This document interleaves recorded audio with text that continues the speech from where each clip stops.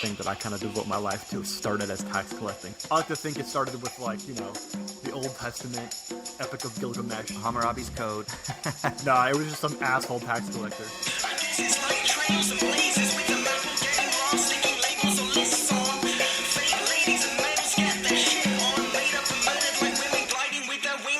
Oh, guess who's back? Back again. Back again. OAD's back. Tell your friends. Guess who's back? Guess who's back? Hey! What up, everybody? Welcome to Owls at Dawn. We are just two dudes from Southern California who studied philosophy, politics, and religion around the world and decided to start a podcast where we could bullshit with impunity. I am impressed that I remembered that after such a long break. I am Austin Hayden Smith. And I am Troy Polidori, otherwise known as Trim Shady right now. Trim Shady. Yeah, you are looking pretty young and slick there, brother. I like it. I like it. And I just had a big old beard, but I got rid of that last night. So I'm looking a little smoother too. I'm not sure I look any younger, but definitely looking smoother. So this week we are going to get back into it after a bit of an absence. We're going to go straight into some interesting shit and talk about two related articles that talk about whether or not switching from hunter-gatherer to agriculturalism in the agricultural human formation during the Neolithic era was the biggest mistake that humanity ever made. But before that, we got some shit to get to. Maybe not the biggest mistake ever made, but just a mistake generally, right? I don't know. Jared Diamond says, is it the greatest mistake in human development? Well, he asks and maybe suggests. But we'll get into that. Before that, though, we have what we always start with, and that's our shitty minutes. For those who maybe don't remember, the shitty minutes is where one of us rants for a good minute or 5 or 10 about whatever it is that's grinding our gears this week. And I have a feeling whatever's been grinding your gears may have been grinding your gears for over a month. Yeah, like case, Austin? A lifetime. No, you're gonna have like a major splooge of shitty minute here. Yeah. Put on your goggles, brother. It's coming. My shitty minute is partly directed at me as well, though. Okay, but it's basically about how I think people are terrible, for the most part, terrible fucking readers, and it drives me goddamn crazy. Like, not only reading tweets or reading Facebook posts, but also reading like newspaper articles, reading journal articles, reading books. I don't know, just in general, I think that we are very bad with close reading. And it drives me fucking crazy because I can't tell you how many times I've had a conversation with someone and they'll say, well, this is the case, or that's the case, or you said this, and I'm like, show me where I said that. And they're like, well, you said this, and it's like, we go back, and I'll actually, like, take them through it. And I'm not trying to be a pedantic asshole, but I do want to be like, well, if I said that, like, where did I say that? And then I will say, I literally said this, and they're like, oh, you're right, I'm sorry. I can't tell you how many times it happens. It happens all the time. Now, maybe this is my fault because I engage in silly Facebook debates, and so people aren't really trying to read. But when I post articles, or if I post a journal, or like a quote from a book, or if it is something that I myself have authored, it is so common that people misread what has been written just simply so that they can buttress their own presupposition. And it drives me motherfucking crazy. Now, here's the part where it comes around and I get a little self-reflective. I too need to get better with reading, because very often I find this pressure in the academic world to read so much that I end up oftentimes speed reading or reading too fast, because I feel like if I just get through it, then somehow maybe by, osmosis, maybe the words will seep into my brain and make sense. But oftentimes what ends up happening is I miss so much. Whereas if I do a really slow, painstaking, close read, I get so much out of it. And over the past couple of weeks, I've been working through some of Michel Foucault's lectures from the 70s. Well, 70s to the early 80s. And, they're rather short. They're only, 15 to 30 pages each. And rather than try to, like, bust through 2 or 3 in a day, I'm reading, like, 1 a day or every other day even. And I'm taking copious notes. And, I'm in my office for 8 to 12 hours, depending on the freedom of my day. And I'm taking sometimes 2 days to, like, read a certain lecture. Like, I read Order of Discourse over 2 days, slowly, with these detailed notes and highlighting things and questions and then going for a walk and thinking through things. And it has really made things amazing with my ability to sort of retain things and kind of do an intertextual analysis as I'm working through other related ideas. Now, I know most people can't do that all the time, but if you can train yourself to slow down, this is one of the things I need to work on. Just slow down and read things in depth, then it will really benefit not only your ability to consume information, but also your ability to dialogue, especially when there is some sort of dialectic that's taking place because of correspondence. So that's my shitty minute. We suck at reading, and we need to get better. Yeah, man, I'll co-sign the shit out of that. It feels to me like, and I experienced the same thing too, although I avoid people much more than you do. We have this like confirmation bias, right? When we're reading something, we automatically want to place it in somewhere on like the chessboard. Right. Like it's this much of a threat to me, or it's this much of a benefit toward me. And so I'm going to read it with those lenses on and then find the things that confirm my pre-established belief about whether it's a threat or a benefit to me. It's like a friend-enemy hermeneutic or something. Ooh, right? Interesting. Yeah. And then it's a much easier way to read because then you can just kind of only partially focus on things that don't seem important to that theory you're bringing to it, and then really focus on the things that confirm that belief. And you get like a dopamine rush when you get that thing confirmed, right? Yeah. It's so much harder to actually read and try and put yourself in someone else's place and say, how are they understanding the world? And just sort of like bracket off and suspend any judgment until you actually have finished and feel like you have a good understanding of the person's idea. That's so much harder to do. Well, it's invasive as fuck. Like there was just a little phrase that I came across this past week where Foucault is talking about in his lectures on biopolitics. He wants to investigate or engage in a study of the rationalization of government.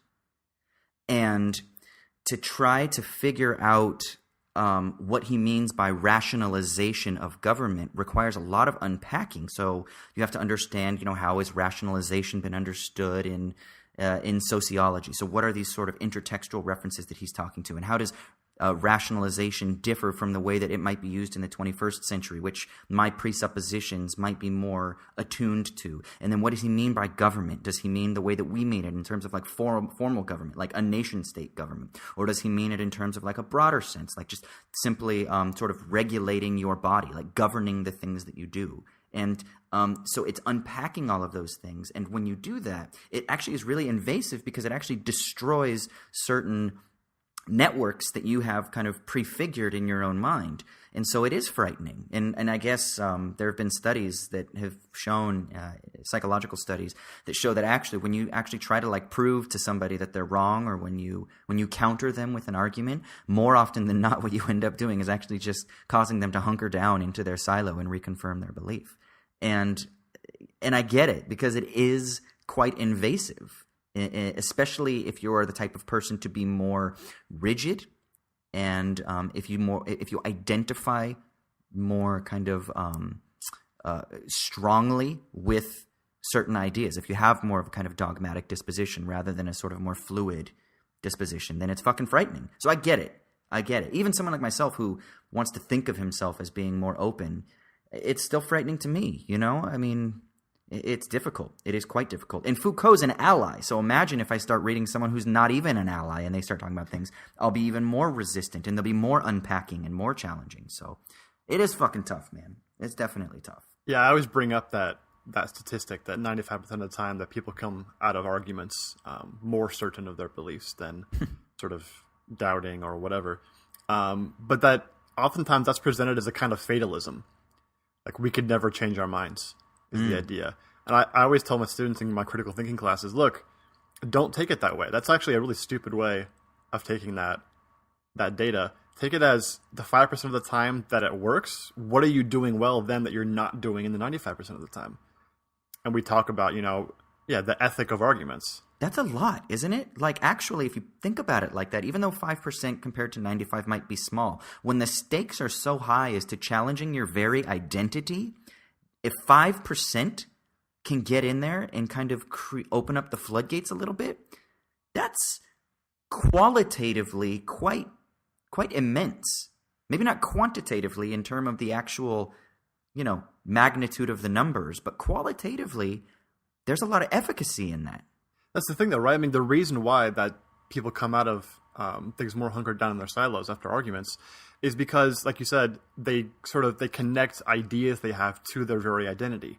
And so if you come at someone attacking their very identity with an argument, you're just not gonna win. You're not gonna do anything positive for anybody, yourself or anybody that's in the audience, or obviously the person that you're interlocuting with. So instead, realize that's the case, and then find a way to maneuver your argument in such a way that it fits their identity or doesn't attack their very identity. That's eminently possible. Find, though, that, to use an unfortunate term, like the common ground between you, to present your argument as faithfully as possible. And it's still probably not going to work most of the time, but it obviously does work sometimes. And I think we're probably more on this soapbox because we have both had our minds changed about our very identity. Yeah. Like the most important nodes in our epistemic web have changed in our life. And so we feel like if it can happen to us, it can happen to anybody. And it takes a long time. It doesn't happen overnight. But that's the process of knowledge. Knowledge is nothing that you just take out and replace like it's a game cartridge or a hard drive or something. You actually have to massage it. Like a prostate. I was just thinking we can put some sexual metaphors in here, and that'd be appropriate, honestly. Yeah. Little, because a lot of dudes are going to be resistant, especially if you're heterosexual, to the prostate massage. But then once you experience it, not immediately, but start with a small appendage, and then you work your way up. Then you start to realize the ecstasies of the prostate orgasm. Shitty minute.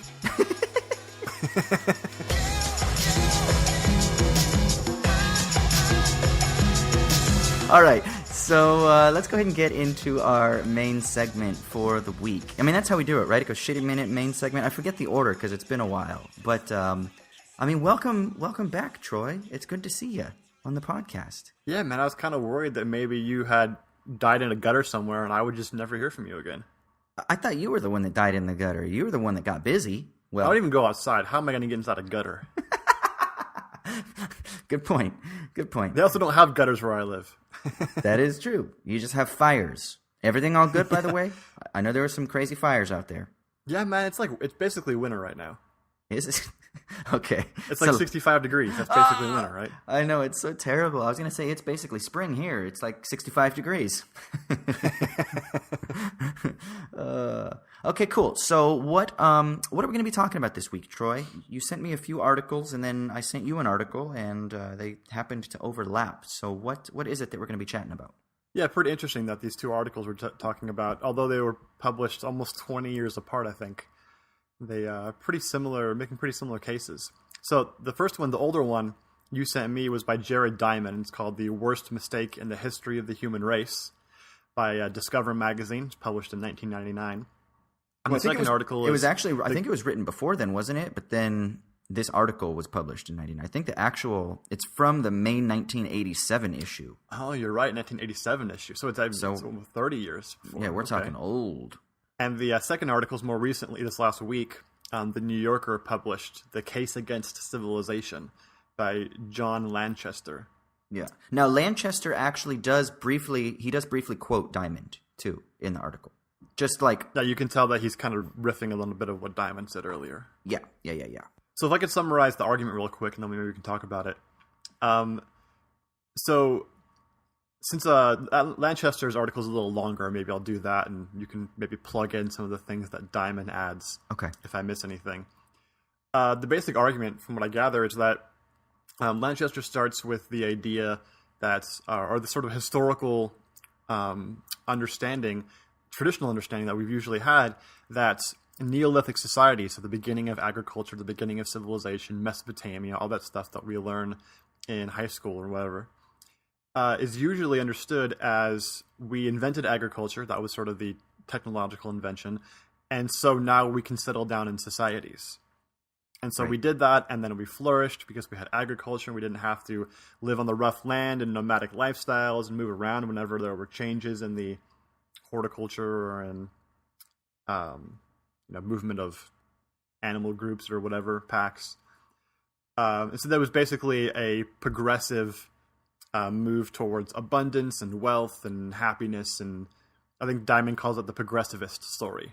And so we did that, and everything's been sort of slowly getting better ever since then. And we would never, ever want to go back to the times of the savages or the primitive peoples, all those terms we use for the hunter-gatherer societies, which make up the vast majority, 95% of human history is that. Yeah, I mean, they even talk about, the Bushmen in Kalahari, how we use the term Bushman as a pejorative in our just kind of common nomenclature.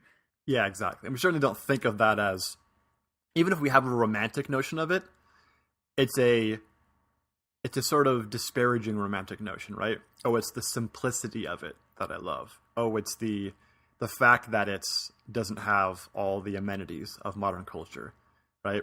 And so even that romantic notion is a little bit condescending. It's like a walled-in, let's get back to nature sort of middle-class romanticism that is sort of refracted through a particular reading of history. Yeah, exactly. So it's just the other side of the coin of the progressivist story. And so I think both Diamond and Lanchester make the case that, or try to make the case at the very least, that both of those are wrong. And so we need to sort of reformulate the way we understand the history of civilization, why it started, why it continues, whether or not it's good for us, in very different terms. And so the idea here is to say, instead of we invented agriculture and then we settled down because we had this new great technology, and it was like a mass choice by all of humanity, because who would ever want to continue hunter-gathering? Instead, they say that we actually humans settled first in Mesopotamia, in the wetlands, because there was so much an abundance of life, given the rivers and the wildlife and plants and everything else. And only a couple thousand years later was agriculture invented. And so, and the choice of whether or not to sort of devote oneself to the agricultural society or to continue hunter-gathering was actually one that a lot of regular people didn't want to make. Like, they didn't want to make that sort of, or give up that hunter-gatherer lifestyle. It's instead more, it sounds to me like a story of power, that in agricultural societies you had, for the first time, the idea of tax collecting. Power of one people over another, or hierarchy, social stratification within society. And that, in a sense, the powerful almost force the powerless to stay in that society, because only then could they reap the benefits off of the working people. Now, it's really important to note, too, that Jared Diamond is an evolutionary biologist who is not a Marxist, okay? He's not a leftist in any way. So that's important to understand at this outset, that even though it might seem, because he does talk about, the division of classes as being instituted in this agricultural revolution, he's not coming at this from a Marxist perspective. So he is a reductive evolutionary biologist.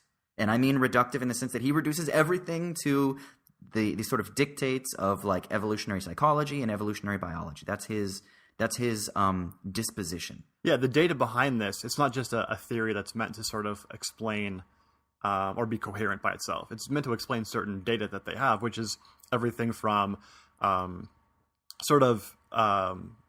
with like paleontological data. They have skeletons found from different people, right, in different parts of societies, and they can kind of determine that hunter-gatherers lived longer and were healthier at the exact same time as these early civilizations, who were shorter, malnourished, way more cavities, their diet was very narrow because they just subsisted on like basically maize and wheat and barley, the easiest things to grow and the easiest things to collect as taxes and that kind of thing, as opposed to the very diet of the hunter-gatherer, who had all these different plants and animals to feed from, and the ease of being nomadic as well offered that opportunity. So the point here is that Lanchester says once you have these agricultural communities, only then do you really have war, because you have settled societies that can then see another settled society and say, well, they have more abundance than us, or we need more slaves to do the work, so we're going to go to war with them. Whereas even if hunter-gatherers went to war, they were small tribes, and they wouldn't be long-lasting blood feuds because you'd probably move eventually. So this is where we could do things that mattered. Right. So now this is where we could do a callback to when we were talking about René Girard and his notion of mimetic rivalry.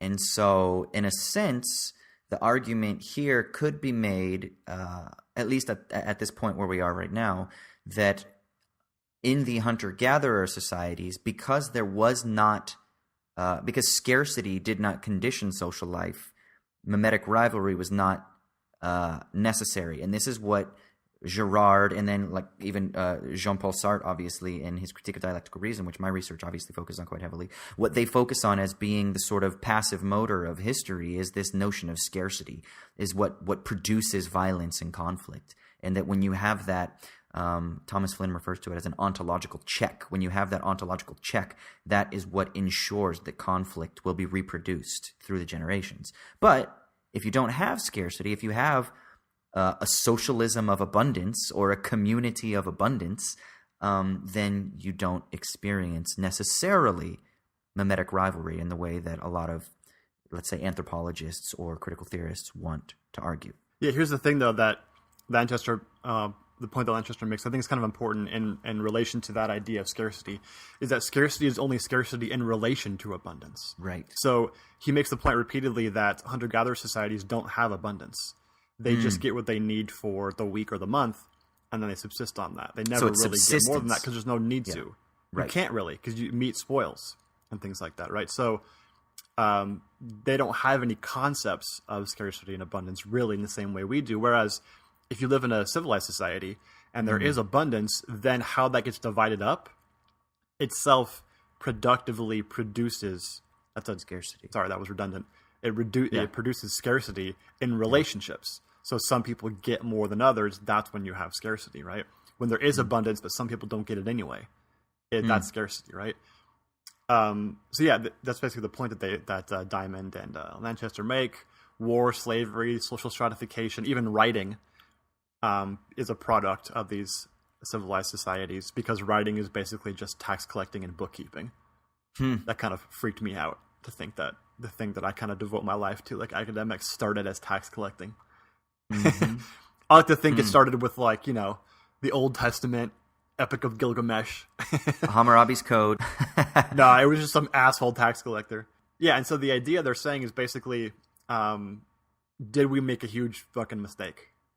Were we happier in hunter-gatherer societies? Well, so, I mean, the problem is that a lot of their statistics go through an era in the early agricultural communities where health decreased and where people seemed to have shorter lifespans and things like that. But then maybe we figured it out, would be an argument, right? Is that we're back now. We're good now. So it's not like I recently was just at Newgrange. Do you know what Newgrange is in Ireland?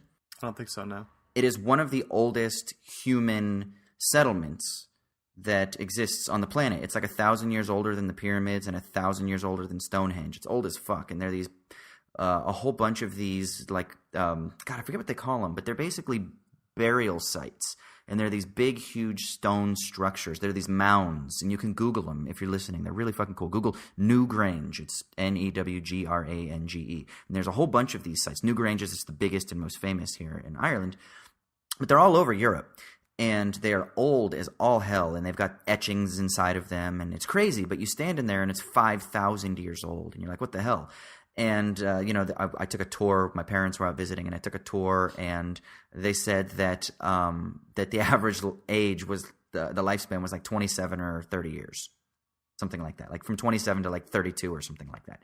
So that's including all child mortality, right? Probably, but still, that doesn't mean the average person that was alive lived to 27. Yeah, I'm sure it would include child mortality, which was, I think, something. I mean, it was definitely over 50% because when like in the 1800s, it was like 50%, in certain parts of the world in the early part of the 1800s. So it was obviously quite low. But still, the point is that we're talking about, they're not living to be like 80 years old like people are today, right? On average. They were probably like 40s or something like that, maybe 40s, 50s, maybe younger. I don't know, but they weren't living that long, and their quality of life wasn't that great. Their average height was a lot smaller.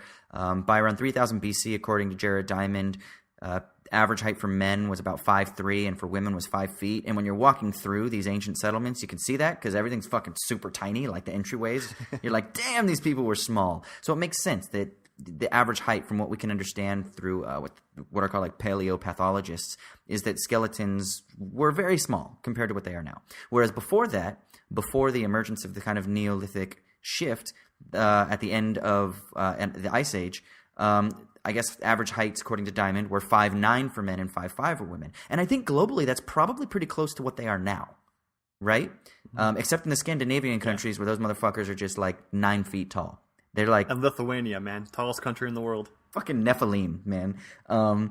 But so maybe people would say there were some trials and tribulations, as you get with any paradigm shift, but we figured it out, and now we're actually better off than we would have been had we just kind of persisted in our hunter-gatherer stages. What do you think? Yeah, I mean, there's that factor, right? That maybe it was a mistake for the people who originally settled down into agricultural civilizations. And the other part of the argument, I think, is that they kind of take the Kalahari Bushmen as their paradigm example of the hunter-gatherer society, right? Right. And then compare their living standards to ours. I think it was something like the average Bushman man works for hunter-gathering about 19 hours a week. Right. And then the rest of the time is dedicated to chores and leisure and whatever else, right?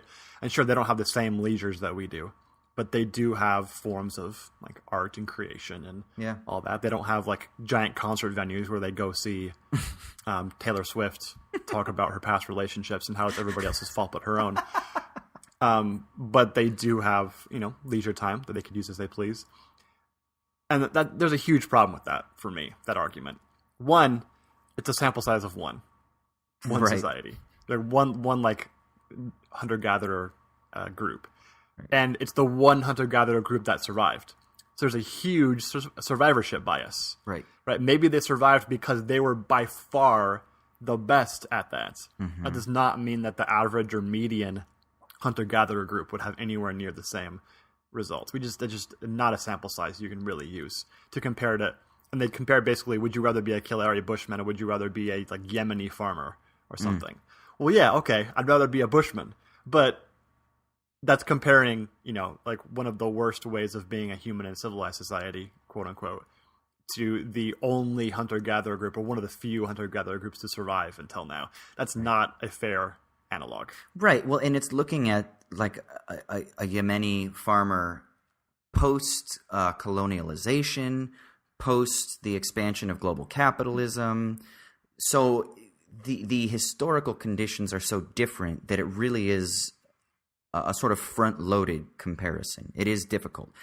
One of the things that Diamond talks about is that he says that really we don't really know what actually initiated the shift, like why all of a sudden did people start agricultural farming. And his suggestion is that it most likely has to do with population, right?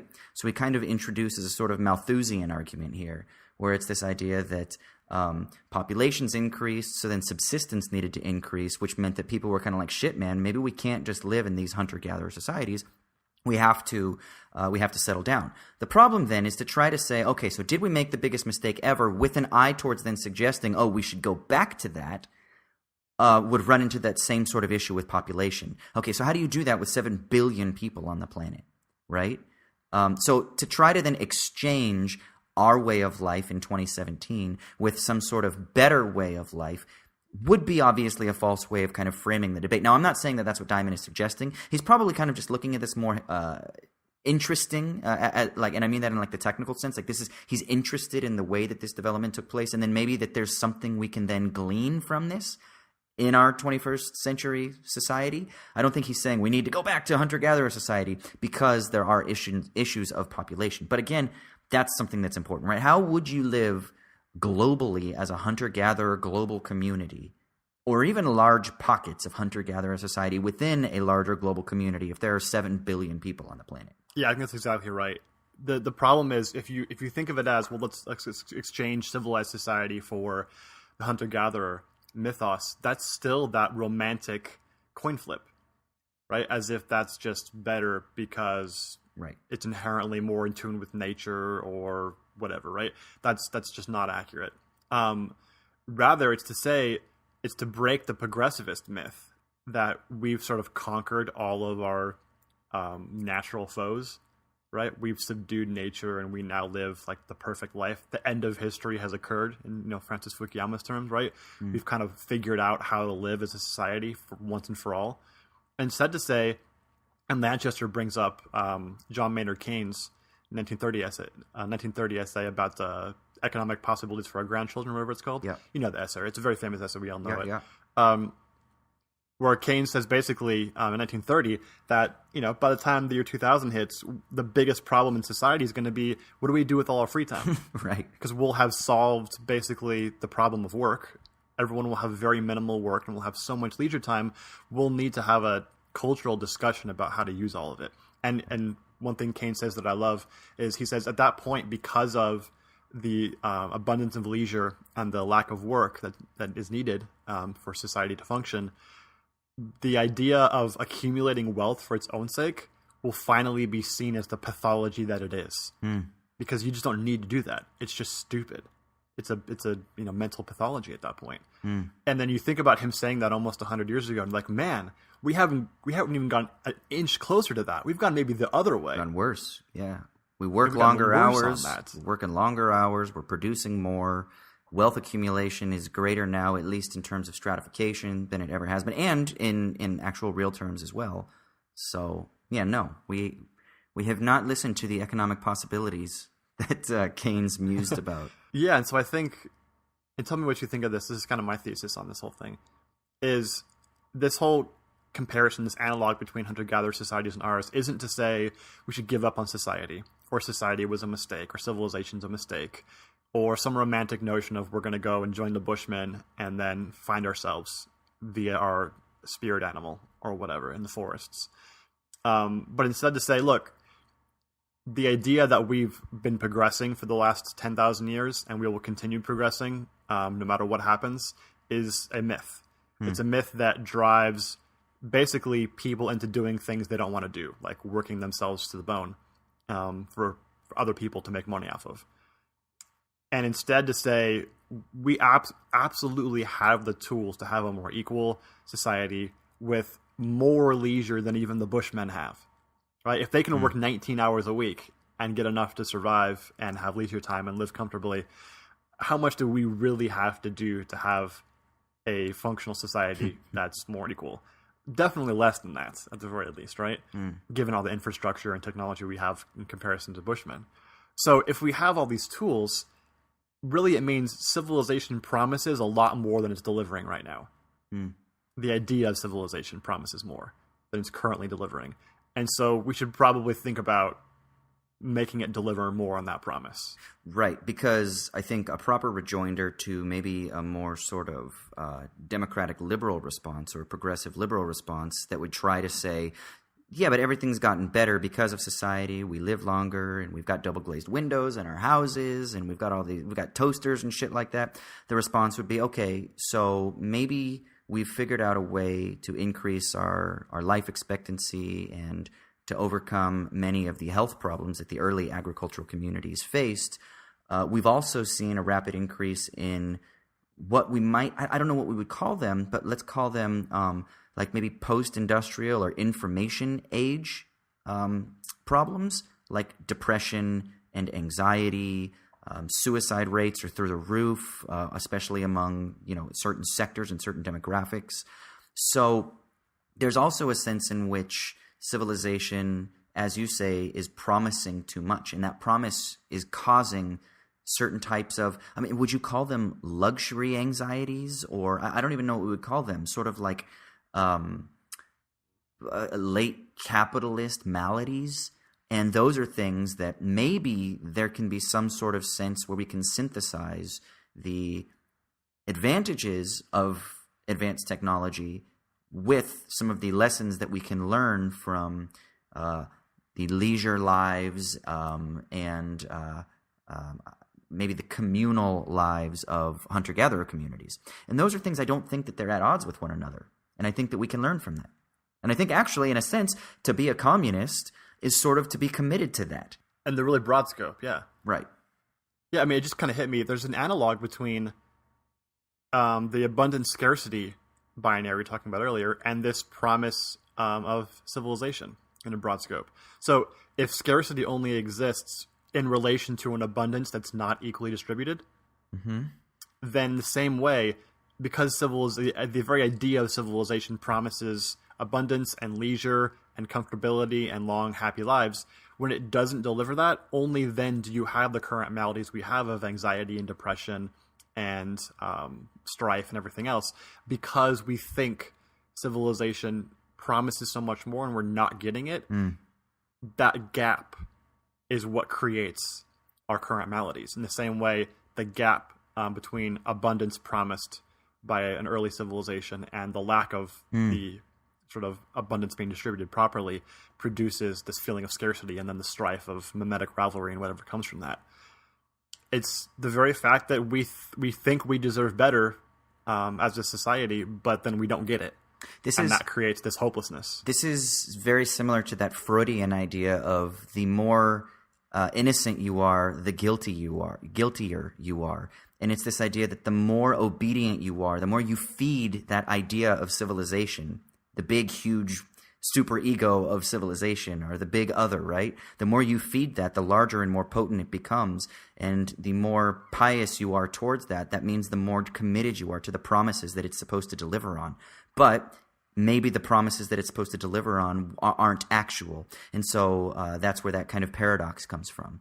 So the more faithful we are to this notion of civilization, the guiltier we become, the worse off we become, the more anxiety it produces.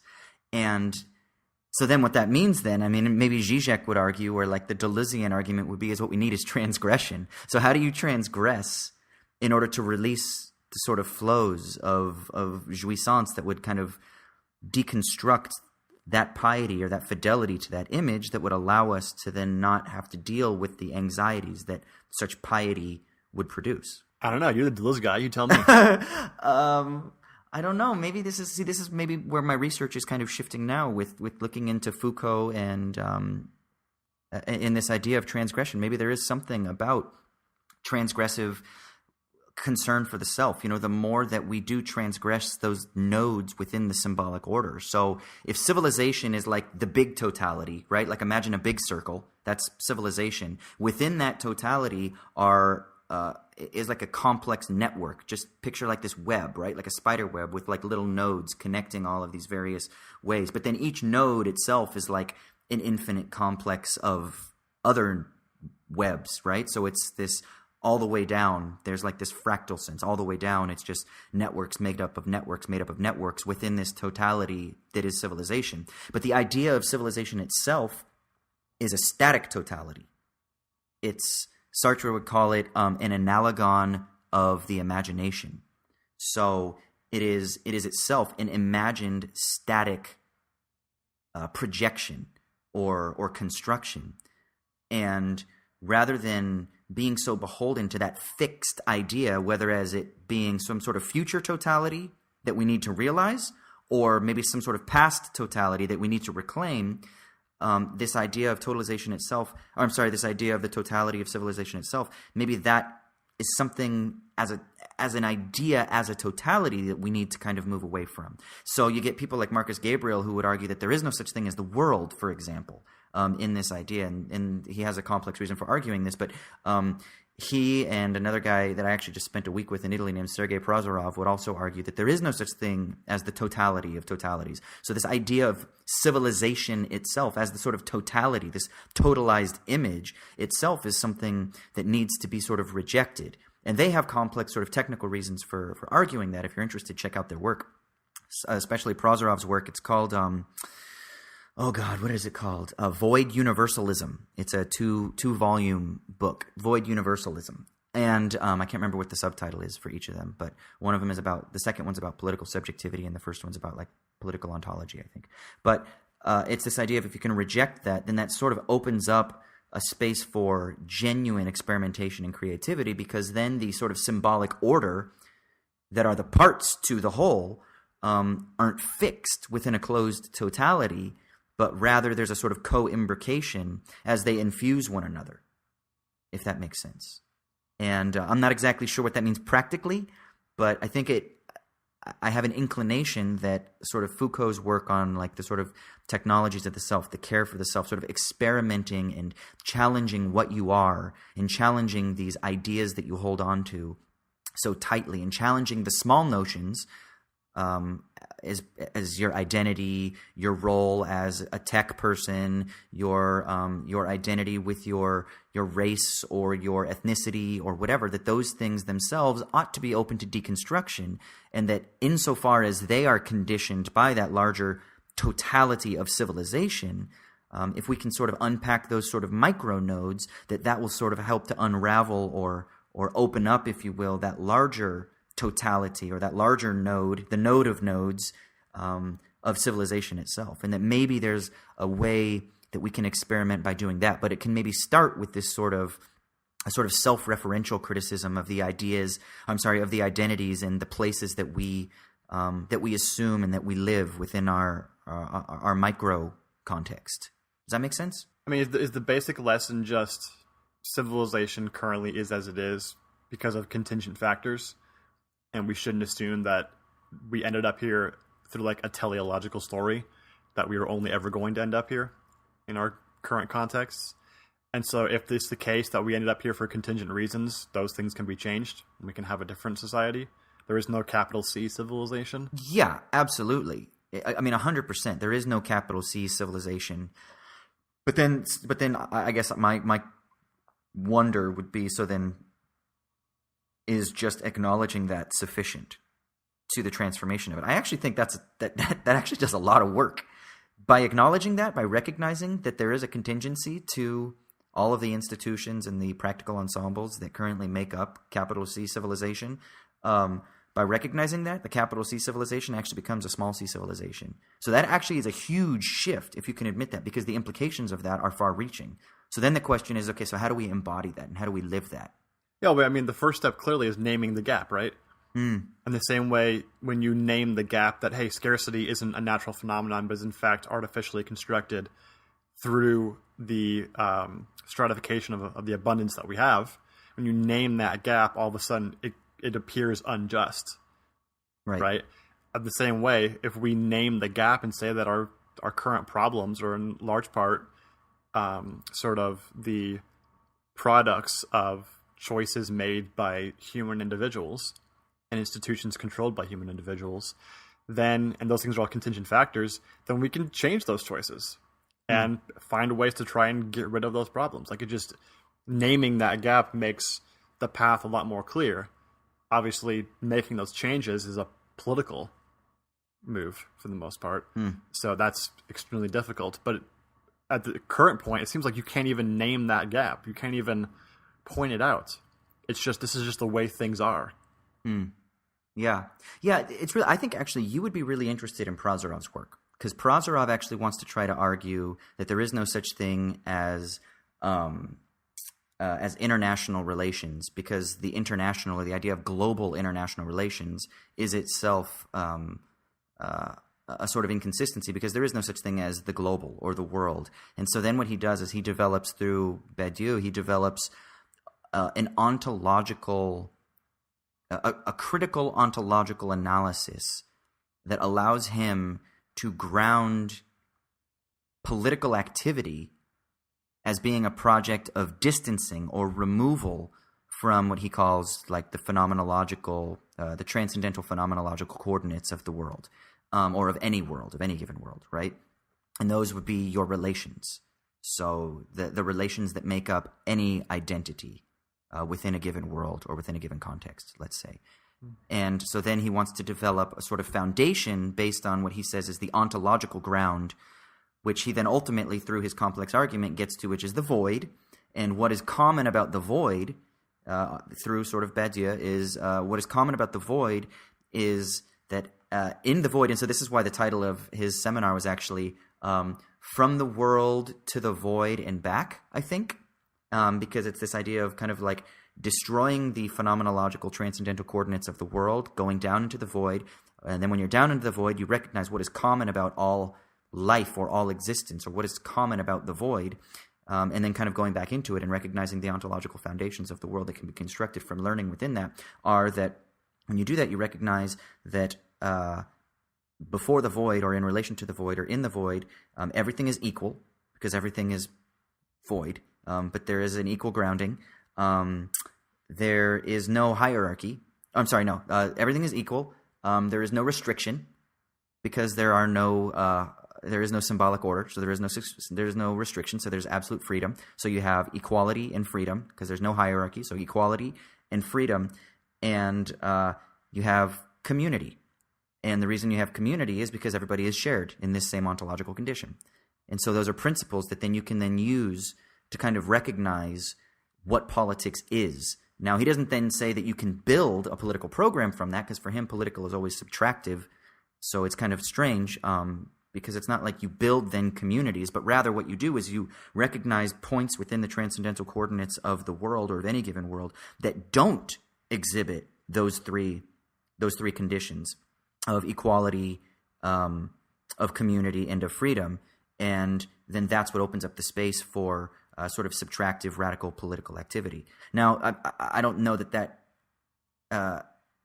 articulates everything. I think that obviously there's some things that he's still working through that he needs to work out from within that. But there is something interesting in that, and I think that you, Troy, would actually kind of dig his stuff, and then anybody listening, I think there's something really fascinating about that, because he basically tries to wed together Badiou and Foucault, is what he's doing.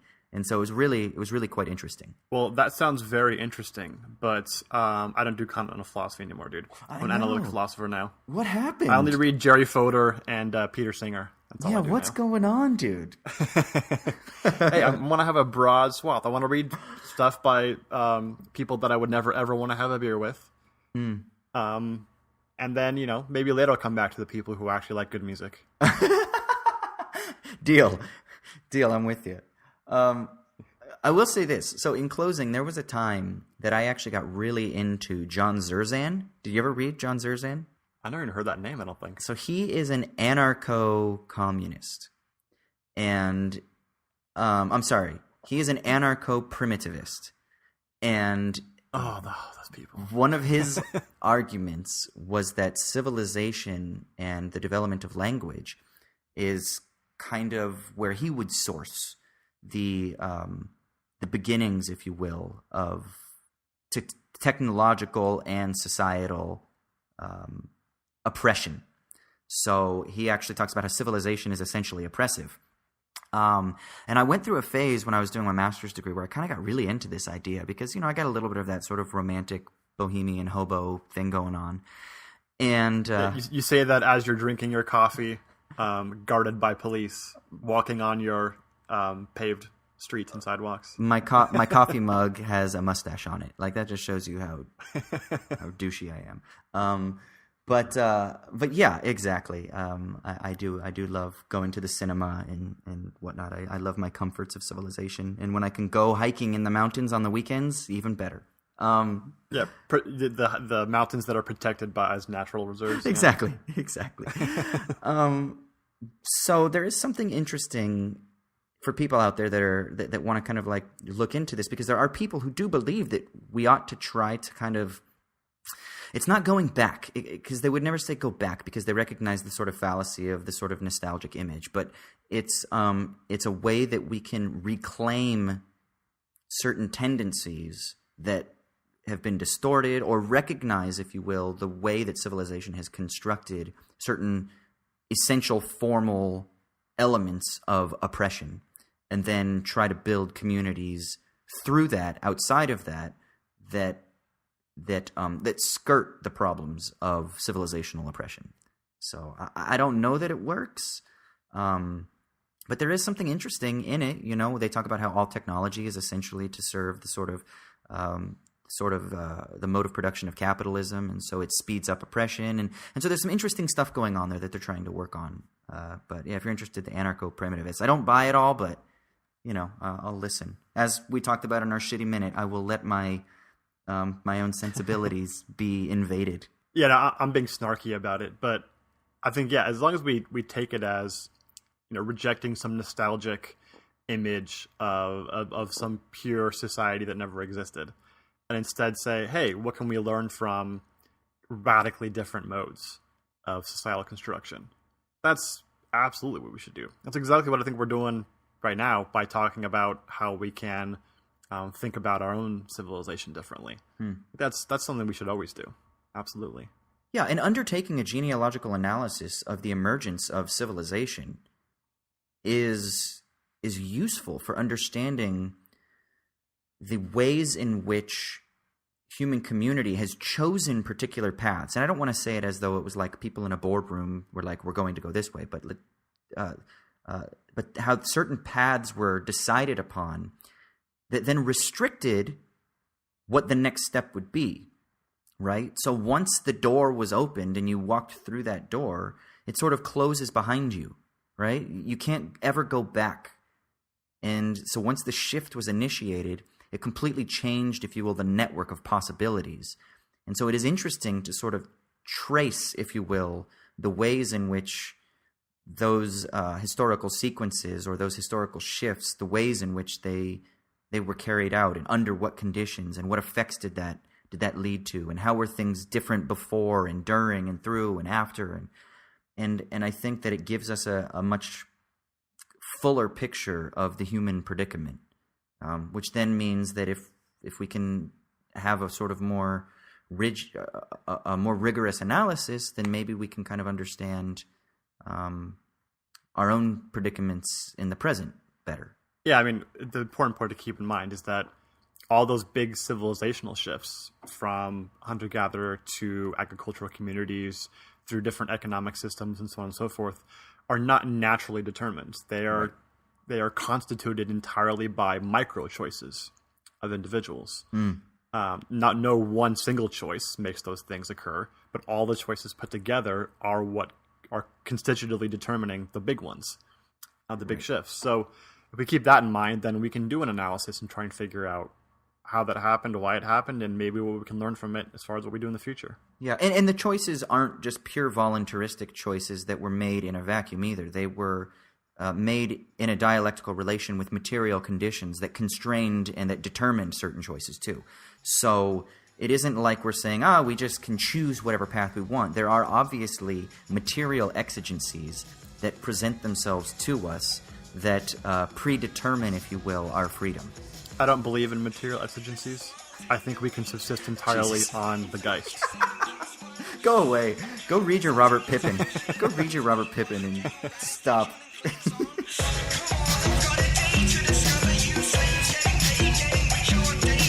All right, should we move to our sticky leaves? Yeah, let's go to our sticky leaves. Dude, I haven't read Brothers Karamazov, right? But I was listening to a lot of Zizek lectures this week. And in one lecture given, I think, at Birkbeck University, he was talking about, it's called like the terror of biopolitics or something like that. I can't remember what it's called. But if you guys want to find it, interesting stuff. But he was talking about Alyosha in the Brothers Karamazov. And you know how he goes off on his tangents, his random like rabbit trails, and he never actually whips them back around. Well, this is one of them, I think. Or maybe he did whip it around. No, this was one of this was like a tangent on a tangent. And the second, like the ultimate tangent he whipped around, but this was like the sort of addendum that had no relation. But he was like, oh, by the way, Alyosha, apparently, because Brothers Karamazov was an unfinished novel, and I didn't know if you knew this, but apparently Dostoevsky has notes for how he wanted Alyosha's character to develop. Do you know what he turns into eventually, apparently, in Dostoevsky's mind? I did not know this. What? Some sort of like political terrorist. Whoa. Yeah, he That's becomes awesome. like some sort of like radical political terrorist. So I thought you would find that interesting. And the reason I bring that up for listeners is because this segment of our podcast is called The Sticky Leaves, because there's a point in the play where Alyosha is talking to Ivan, is it? Yeah. And Alyosha's like the good, sanctimonious Christian guy, and Ivan's like the atheist, rebellious middle brother? Yeah. And Alyosha basically kind of asks him, like, well, if you don't believe in God, what gives meaning in the world? And Alyosha says something along the lines of, it's the sticky leaves in spring or something. Well, it's the reverse. Ivan says that. Oh, yeah, I'm sorry. Yeah, Ivan says it's the sticky leaves that give me meaning in spring. Yeah. So he doesn't believe in God and doesn't believe in anything higher than himself, really.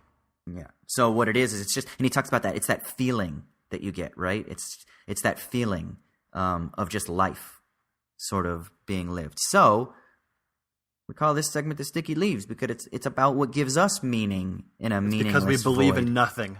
In the void. Not we believe in nothing, as in we don't believe in anything, but we believe in we place the our nothing. belief in the nothing. Yes. Das Nicht. The nothingness that is our God. Das Nicht. That's right. Das Nicht. That'd be a good metal band name, Das Nicht. It's got to be one already, doesn't it? Like a German metal band? Although it's got too much Heideggerian reference, and after the release of his like journals and shit. Yeah. So shouldn't do that now. So Troy, it's your Sticky Leaves this week since I had the shitty minute. So what's giving you meaning? Speaking of political terrorism and extreme music and all this stuff, we've been gone for what, a month and a half, something like that, 2 months almost. About that. A lot has happened in America in these past 2 months. What's going on? Apparently, I wasn't aware of it, but apparently there was a lot going on out in the streets.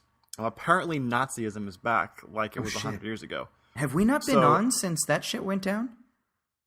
I don't really remember. We haven't talked about it at least a lot. But I just felt like, rather than talking about it, because everyone's talked about it ad nauseum, and I'm kind of sick of it, and don't really want to anymore, I just wanted to do a quick little reading of probably, arguably, the greatest punk song ever written.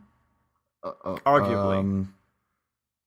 Here's the lyrics, and you can tell me if you know what this is. I'm going to judge your knowledge of punk. Just hold on. No guessing. What's my age? What's my age again? Blink-182. It's My Girlfriend. Josie. Punk ain't no religious cult. Punk means thinking for yourself. You ain't hardcore because you spike your hair when a jock still lives inside your head. Nazi punks, fuck off. If you've come to fight, get out of here. You ain't no better than the bouncers. We ain't trying to be police. When you ape the cops, it ain't anarchy. 10 guys jump one, what a man. You fight each other, the police state wins. Stab your backs when you trash our halls. Trash a bank if you've got real balls. You still think swastikas look cool? The real Nazis run your schools. They're coaches, businessmen, and cops. In a real Fourth Reich, you'll be the first to go. You'll be the first to go unless you think. You know, it's funny. I know the song. I believe. What's the song called? Wait, no, don't tell me yet. Nazi punks, fuck off. Yeah. So did you see the movie Green Room? They cover this song when they're in like that Nazi bar. Oh God, who is it by? I can't remember. Who's it by? John and Robert. My punk history is like Bad Religion forward. Who are the most famous John and Robert brothers you know? John and Robert brothers? Jesus, I don't know. I have no idea. Oh, one was president? Oh, Kennedy? Oh, the dead Kennedys. Yeah, man. I remember watching Green Room the first time, a year ago or whatever. And so they go into the neo-fascist club, right? And I think the girl says to the guitarist, "Hey, I have a really stupid idea." And then it cuts to the show starting, and I'm like, "Oh, they're gonna play Nazi punks fuck off, right?" Because that would be the exact dumbest thing to do at that moment. And then they led into to Nazi punks fuck off, and I was like, "So great!" Whoever wrote this movie has a clue. That's right. No, yeah, that's actually I do like that. I love that bit about what is it about? The Nazis aren't in the school, but they're the ones that run your school. Yeah, I mean, the whole last verse is trash a bank if you've got real balls. Yeah. You still think swastikas look cool. The real Nazis run your schools. They're coaches, businessmen, and cops. Yeah, I mean, Jello Biafra was like, that guy was woke as fuck back in the early 80s. Is that what it was? Like the fucking Sex Pistols. Yeah, you hate the Sex Pistols. You rag on them way too much. No, I don't hate them. I hate them like I hate Nirvana. I just think that they were good. But the idea that I mean, if you listen to punk, first of all, they didn't start punk. Fucking Americans started punk. Do I need to rant about this right now? No, we already did. America started punk. You did this. Remember, there was that folk punk guy that has that song that's like the history of punk. Jeffrey Lewis. Jeffrey Lewis. Jeffrey Lewis. Brief history of punk on the Lower East Side. That's it. Google it. Google that shit. America started punk. We have all the best punk bands, except for the Clash. England gets them, but that's it. Okay, Everything else is us. Now in this song, what's the song called again? Nazi punks die or something? Nazi punks fuck off. Nazi punks fuck off. In the early part of the verses there, doesn't he say something? I mean, he's kind of advocating a pacifism, right? He seems to be anti-violence because he's talking about what does he say? Well, I don't know about that. It's just that the idea that their energies and their anarchist impulses are directed towards nothing, right? It's just random violence. When if you really want to do something, trash banks, right? If you want to do something, stop cops, that kind of thing, right? Okay. They're misdirecting their anger is the idea. They're misdirecting their anger, right? So they're misdirecting their anger. Could this be used? Is there a trend in punk music on a sort of a criticism of maybe what often we see sometimes in the Antifa protests, where sort of like violence seems to take out in a maybe sort of it seems at least to many people in a non-intentional sort of reactionary sense. What are you referring to with that? Well, like just when a lot of times the way that it's portrayed, at least when Antifa protesters come and they just start like, you know, throwing shit through Starbucks windows, like black bloc stuff, black bloc tactics, yeah. Yeah, I mean, obviously the same thing as, you know, like neo-Nazi punks. Like Dead Kennedys writing this song was a reaction to everything from like, especially in California, Black Flag had a huge problem with this. With neo-Nazis being huge fans of them and coming to their shows. And that's why Henry Rollins and Greg Ginn, all those guys in Black Flag, grew their hair out to look like a metal band because they wanted to piss off all the Nazis that came to their shows. And so Dead Kennedys wrote this song in like 1982, I think, to piss off all the Nazis that liked punk.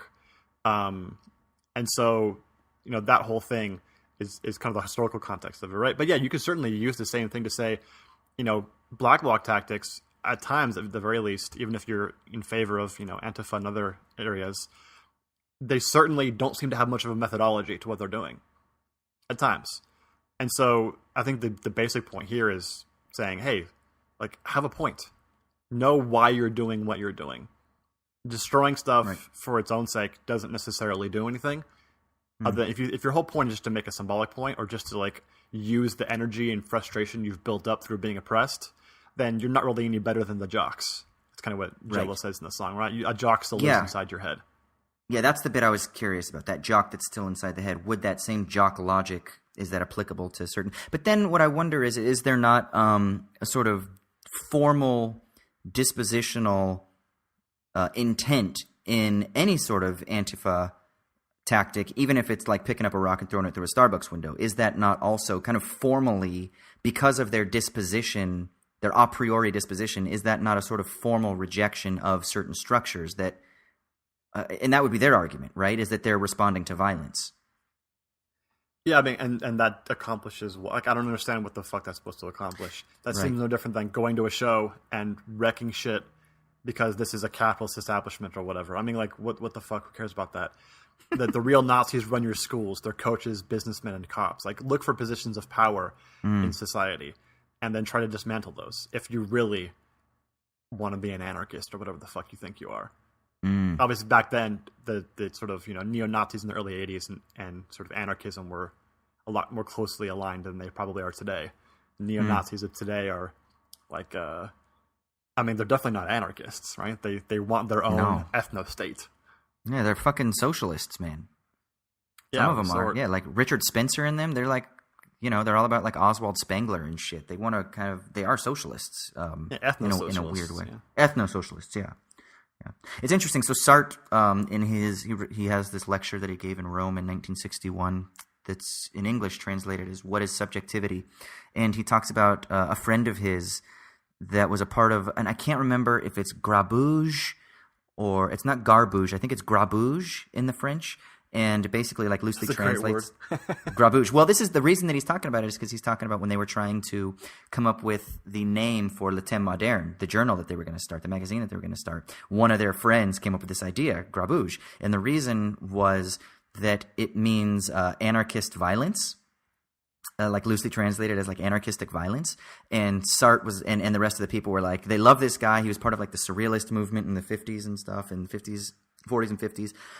And they loved him, and then he's a good friend of theirs, but they're like, no, because that's sort of like, it like pigeonholes what we can talk about. And it's sort of like, if we want to talk about something serious, it'll sort of like pepper our articles in a particular way. And, but he's talking about like, how what this guy used to do is he used to think that it was like scandalous to just do anything. Anything he did that offended would have been a sort of productive disruption of the status quo. So he'd like run naked down the street, and that was supposed to be like a big, huge political act. And, you know, like anything. Diogenes. Yeah, kind of, right? Like a 20th century Diogenes. So like anything you did disrupted the established order, and that was okay because that was productive in a sort of like anarchistic sense. So any sort of tearing, any sort of violence against the status quo was good. And then and he was like, listen, that was great for a time period, but now we're kind of at a point where we need to kind of move past that. Yeah, I feel like those kind of more artistic statements or like aesthetic statements, like changing the aesthetic cover of society to wake us up a little bit, like that seems a little bit more efficacious when things are going well and we're just not prone to sort of getting out of our flow state and realizing maybe things aren't so great. But when things are like actively sliding down into the garbage chute, I feel like that kind of stuff is not as effective, and you probably need like pointed strategic like methodology for how to not make things be shit. I don't know, just generally speaking, that seems a little bit of a better option. Yeah. I'm with you. Well, cool. So I feel like everybody needs to go listen to that song now, and I feel like I need to brush up on my punk history because my showing today was paltry. Absolutely. There's a lot of great covers of that song too. By whom? Any good one in particular? Oh yeah, the Napalm Death cover is the classic one. Yeah, so Napalm Death was the original grindcore band in the 80s. And they're like have like pretty intense politics too. They're socialists and everything. And they're still around actually. Like they've put out some pretty good albums in the past couple of years even now. They're a little bit more metal than they were in the 80s. But they did a really great kind of grindcore cover of Nazi Punk's Fuck Off. Okay. Well, I'm checking that shit out. Yeah.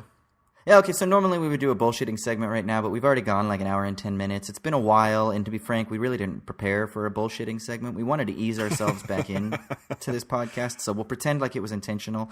But we kind of bullshitted about punk, so we'll just say post facto that was our bullshitting segment. Does that work? Yeah, I'm cool with that.